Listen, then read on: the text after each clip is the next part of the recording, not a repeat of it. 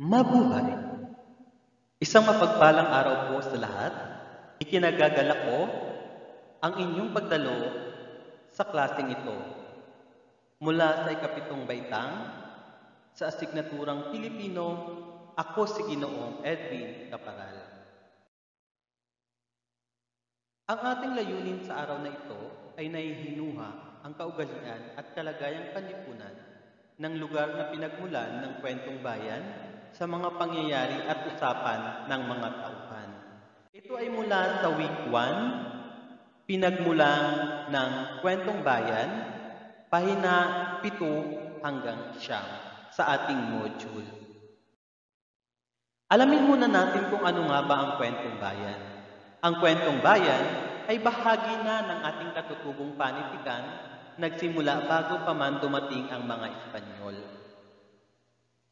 Ang kwentong bayan ay lumaganap at nagpasalin-salin sa iba't ibang henerasyon sa paraang pasalindida o pasalita.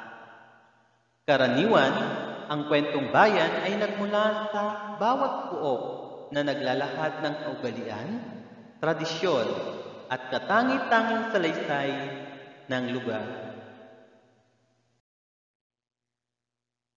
Sa pagpapatuloy ng ating aralin, simulan natin ito sa gawain bilang 1. Panuto. Basahin at unawaing mabuti ang bawat tanong sa ibaba at isulat ang letra ng tamang sagot sa iyong sagutang papel. Unang katanungan. Ito ay kwentong nagmula sa bawat puok na naglalahad ng kaugalian, tradisyon at katangi-tanging salaysay ng kanilang lugar. Ang mga pagpipilian ay A. Maikling kwento, B.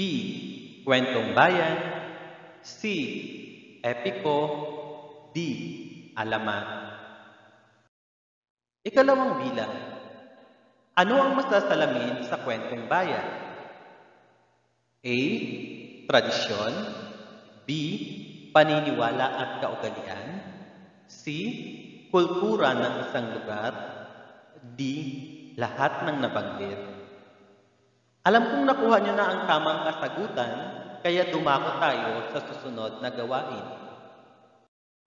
Gawain bilang 2, tunghayan natin ang talasalitaan. Basahin natin ang panuto. Hanapin sa talaan sa ibaba ang kasing kahulugan ng mga salitang may salungguhit sa mga sumusunod na pangungusap. Ang hahanapin po natin ay kasing kahulugan. Para sa unang bilang, si Pilandok ay kinagigiliwan ng mga taga-Maranao. Ang salitang may salungguhit ay kinagigiliwan. At ang mga pagpipilian ay kinatutuwaan, sumang-ayon, itatago.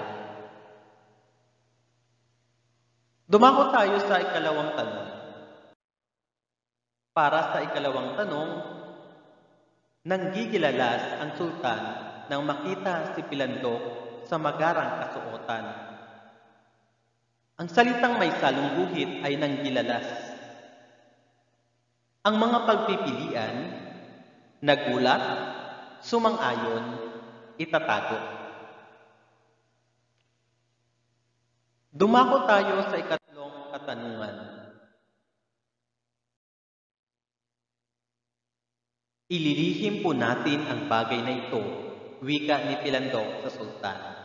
Ang salitang may salungguhit ay ililihim. Ano ang kasing kahulugan ng salitang ililihim? Ang mga pagpipilian natin ay kinatutuwaan, sumang-ayon, itatago. Dumako tayo sa ika-4 na tanong. Hintay ang sansala ng sultan sa pag-alis ni Pilandok. Ang salitang may salungguhit ay sansala. Ano naman ang kasing kahulugan ng salitang sansala? Pagpayag, tumutol, itatago. At ang huli ang ika-5 tanong. Pumayag ang sultan sa ibinigay na hiling ni Pilandok. Ang salitang may salong guhit ay pumayag.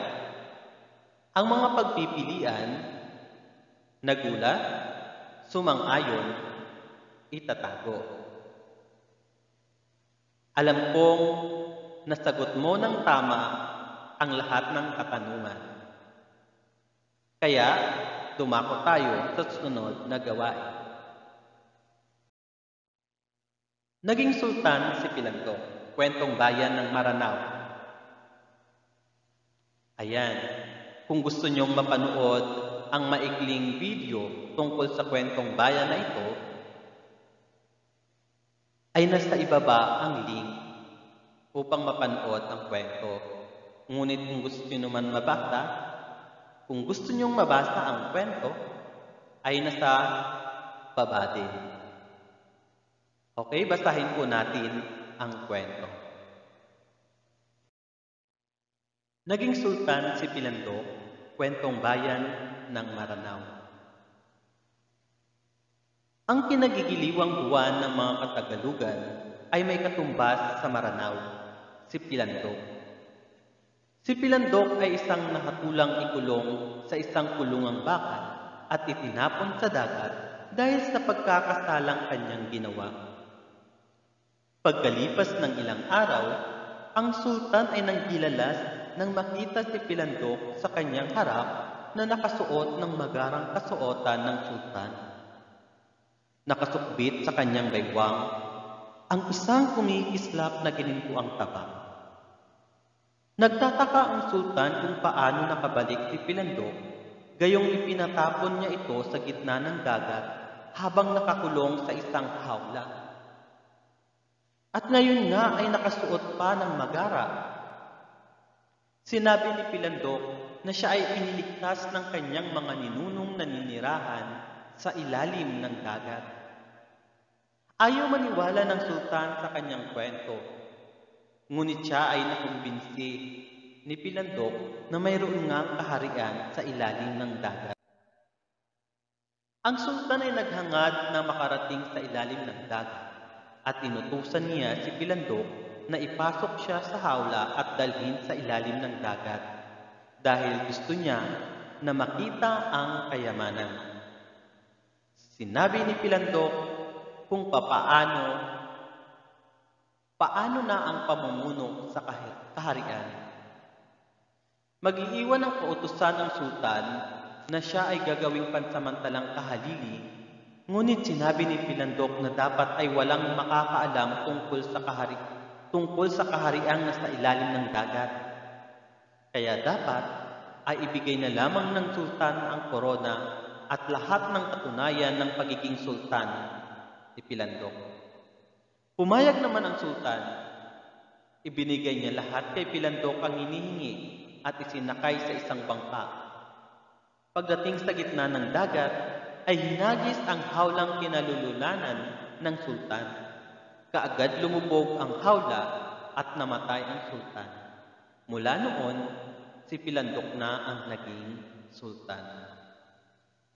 Nagustuhan niyo ba ang kwentong bayan mula sa Maranao?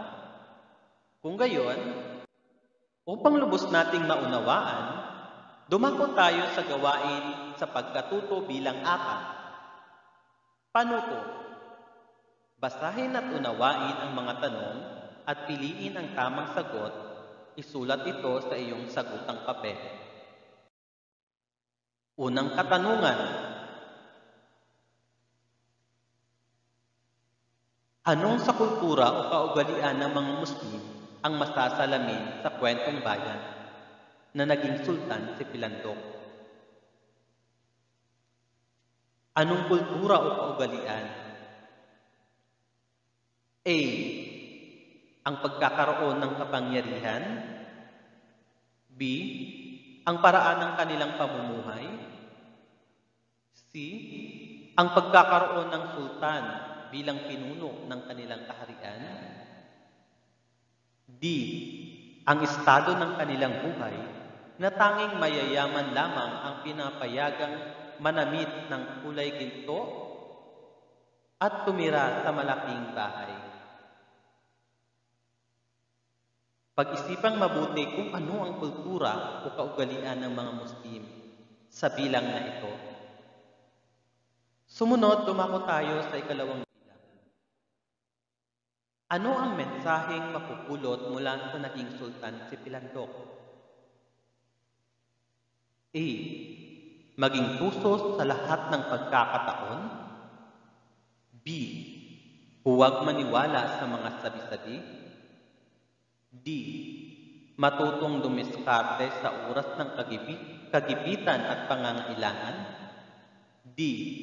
Huwag maging gahaman sa kayamanan at matutong makontento kung ano ang meron ka. Okay, alam ko na lubos niyong naunawaan ang bilang na ito. Ang tinatanong lamang dito kung ano yung mensaheng napulot mula sa akda na naging sultan si Pilandok. Sumunod, ikatlong bilang. Ano ang masasalamin sa tagpuang binanggit at inilarawan sa kwentong bayan na naging sultan si Pilandok? Masasalamin sa tagpuan, ito yung lugar na pinaggaganapan ng kwento. A. Masasalamin dito ang lawak ng kabundukan at kapatagan ng mga Pilipinong Muslim. B. Masasalamin dito ang mga maranaw na nakatira sa paligid ng lawa ng Lanao at napapaligiran ng anyong tubig. C. Masasalamin dito ang pangingisda, ang pangunahing pinagkukunan ng hanap buhay ng mga Pilipinong Muslim. D. Masasalamin dito ang kayamanang taglay at kasaganahan sa buhay ng mga naninirahan sa Mindanao. Ngayon dumako tayo sa gawain sa pagkatuto bilang 5. Piliin ang tamang sagot. Piliin ang tamang hinuha ukol sa mga sumusunod na pangungusap. Ano nga ba ang hinuha? Upang lubos niyong maunawaan ay ipapaliwanag natin. Ang hinuha. Ang hinuha ay prediction o hula sa maaaring mangyari batay sa mga naunang impormasyon at pangyayari. Ito yung hindi pa nangyayari pero may kaugnay na doon sa unang nangyari, sa unang pangyayari.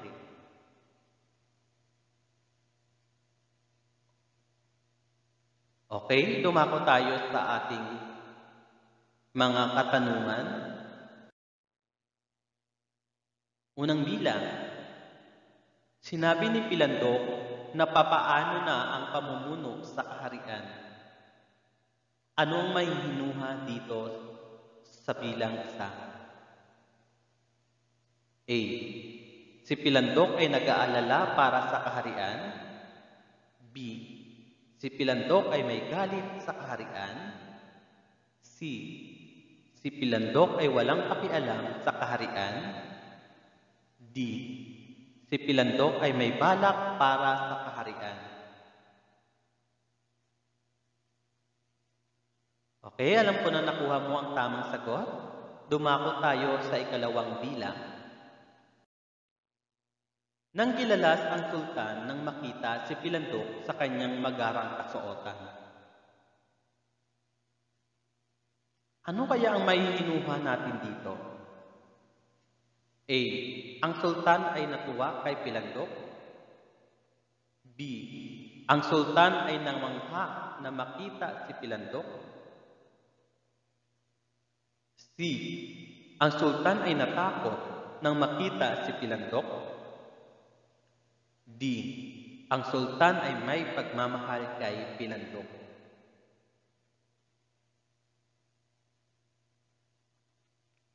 Sunod, dumako tayo sa ikatlong bilang.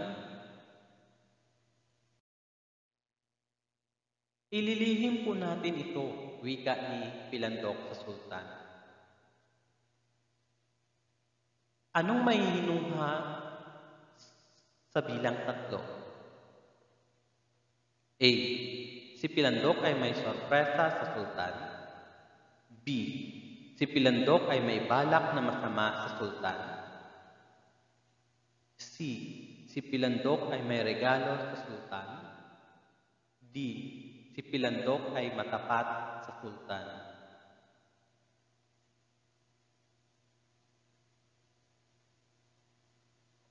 Okay, alam ko na nakuha mo ang tamang sagot. Dumako tayo sa susunod na gawain. Ito ay isang kwentong bayan mula din sa Maranao. Pwede niyong panuorin ang maikling kwento na ito. Ibibigay ko yung link sa baba. At pwede din naman nating basahin ang kwento. Nakalbo ang dato, kwentong bayan ng Maranao. Noong unang panahon, may isang dato na tumatandang binata dahil sa pagsisilbi sa kanyang nasasakupan. Lagi itong abala sa mga gawain sa kanilang puok, kaya't nakalimutan na nito ang pag-aasawa. Siya ay pinayuhan ng mga nakakatanda na mag-asawa na upang magkaroon siya ng tagapagmana. Napilitang mag-asawa ang dato, ngunit ito ay naging pihikan dahil sa daming magagandang dilag sa kanilang lugar. Kinalaunan ay umibig din ang dato, ngunit hindi sa isa, kundi sa dalawang magagandang dilag.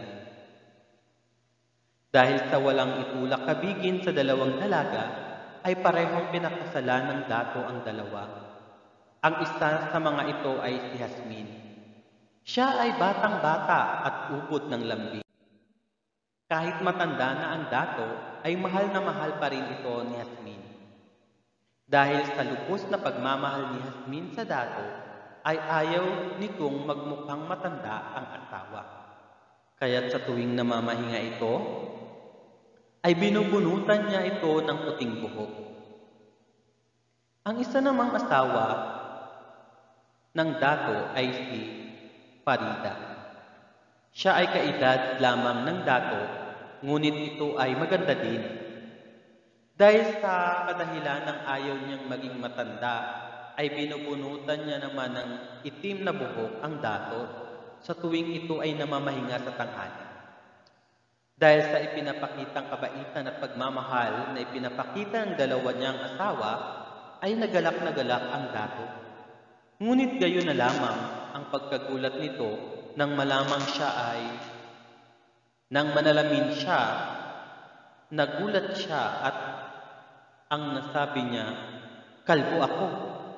Kalbo na ako!" Sigaw ng dato. Nakalbo ang dato sa pagmamahal ng dalawang asawa. Ayan, alam kong lubos niyong naunawaan ang kwentong bayan na ito na pinamagatang nakalbo ang dato.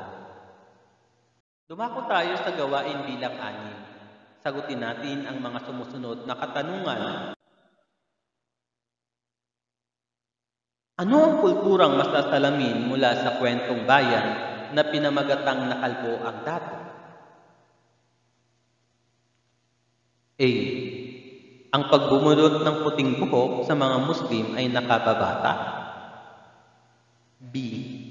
Ang pagbubunot ng itim na buhok sa mga Muslim ay swerte sa pagsasama ng mag-asawa.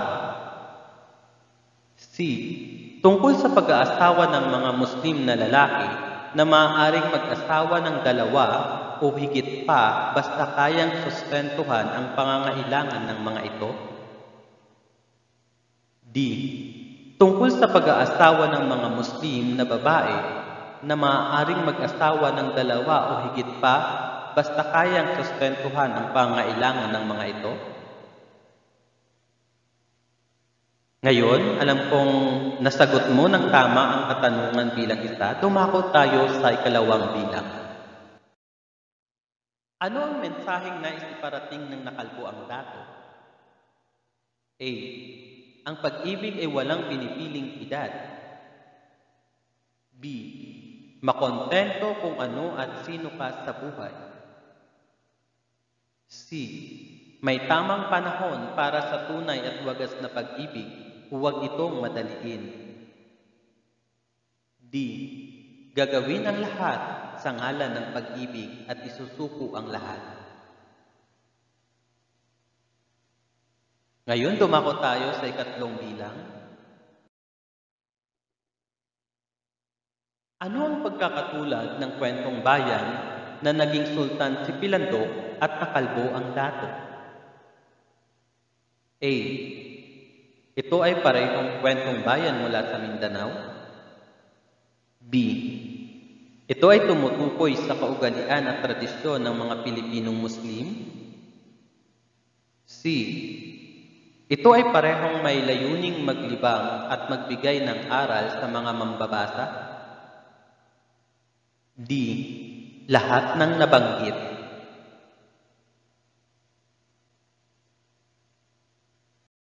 Okay, alam kong lubos niyong naunawaan at nasagot ng tama ang mga katanungan. Ngayon dumako tayo sa reaksyon. Reaksyon habang nagsasagot sa mga katanungan sa bawat gawain. Ipaliwanag sa inyong papel, ipaliwanag kung ano ang inyong natutunan at naramdaman habang ginagawa mo ang gawaing ito.